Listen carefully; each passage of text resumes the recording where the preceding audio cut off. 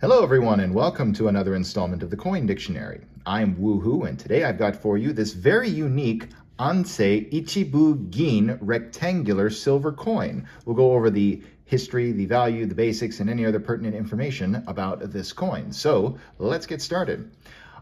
This is actually the obverse, this side right here. We see four kanji below here that says Ginza Joze. Ginza meaning silver mint and Joze meaning mint official. Also above that we see an incuse stamp of the character meaning guaranteed as a mark of authenticity. And we also see some sakura blossoms forming a border around that. I'll get into those in a little bit. If we turn this over to the other side, we see characters that say Ichibu Gin. One bu, that is, was 1/4 of a ryo, which was the currency of Japan at the time. And gin down here means silver, which this coin is composed of for the most part. Also, more sakura blossoms around there. If we look on the edge, I think on one of these edges, we should be able to see three incuse stars. I think there we go. Yeah, there they are, right about there. There's one, there's two, and the third one is a little hard to see, but I think it's right about there. These coins are 87.3% silver in composition. They are 8.62 grams in weight, 23 by 16.5 millimeters in size, and 2.6 millimeters thick, as you can see right here.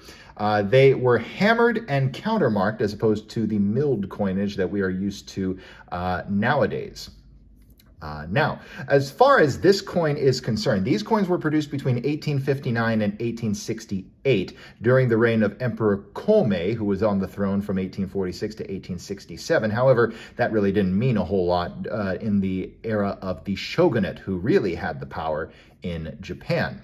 These coins came about as demand for Ichibu, this denomination, skyrocketed as Westerners wanted to exchange their coins. Now, this coin was produced in earlier eras at a higher silver purity, at a close to 99% pure silver. Well, Western coins at the time were mostly 90% silver. So Japan therefore lowered the purity standards for the Ansei Ichibu to correlate with Western silver. They could therefore melt down the 90% coins that they received to make these new pieces. They were first issued on August 13th, 1859, replacing the Tempo Ichibu. The design elements are pretty much exactly the same. I brought up the sakura blossoms because that is how you'll be able to determine when a particular coin was produced. You'll see around the border, one sakura is typically upside down. In this case, there's one here, and on the other side, there's one upside down right there. Now, which sakura is upside down on which side would often tell you when the coin was produced.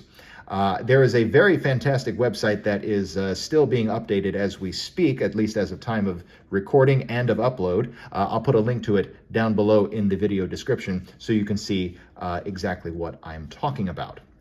So the fact that you see a sakura upside down up here and up here will allow you to narrow the date range down to 1859 to 1868. There are, however, no individual dates on these coins as there would be later on. So the date range is about as good as you're going to get. Now, according to the Japan Numismatic Dealers Association, there were 11,398,600 of these pieces minted during that roughly 10-year period. As far as the value is concerned, this is probably one of the most commonly graded pieces that PCGS often grades. Ungraded pieces like the one you see here can run about $30 to $80. Higher mint state grades tend to run at about $100 to $120. And of course, that is before any shipping costs are taken into account if you happen to buy one online.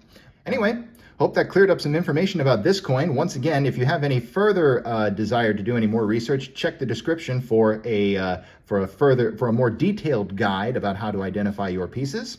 And I'll see you next time right here on the Coin Dictionary when I've got another coin to talk about. I'll see you soon. Thanks for watching the video. My name's Christian and I own The Coin Dictionary, and I'd also encourage you to visit us at our website, thecoindictionary.com, and on Instagram at thecoindictionary. And I'd also like to draw your attention to some other helpful coin resources, such as my other YouTube channel, Treasure Town, which does more in-depth videos about coins and collectibles, as well as some resources like coinmeltprice.com, which shows up-to-date precious metals pricing as well as the melt values of the coins that you own, coinsmetalscards.com, which will both be a marketplace and a news source for coins, metals, and cards, as the name suggests, as well as whatsthegrade.com, which will develop into a stickering service for already graded collectibles. Have a great day, and I hope to see you on some of our other videos.